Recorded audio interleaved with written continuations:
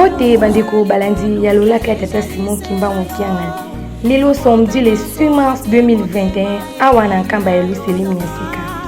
Esika wapito zwani na mai ya sima. Oyo ezalaka zamba. Sika oyo papa Simon Kimbangu Kiangani, chef spirituel représentant les gars de l'église kimbangiste. Apesa mokumba na ba musicien flûtiste kimbangiste ya mokili mobimba.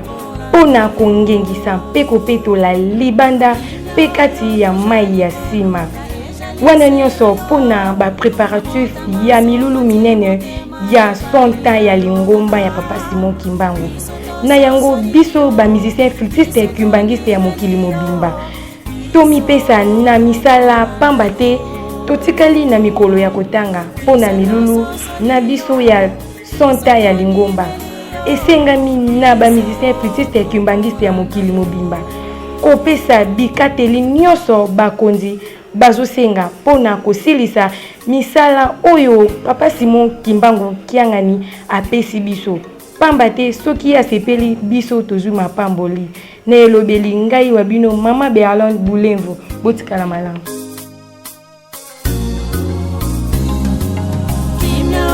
Tozali koluka ejali sera yo mabota maso matemo tema epaina yo tata biso toso soriyo biso toni melio biso tokolanda yo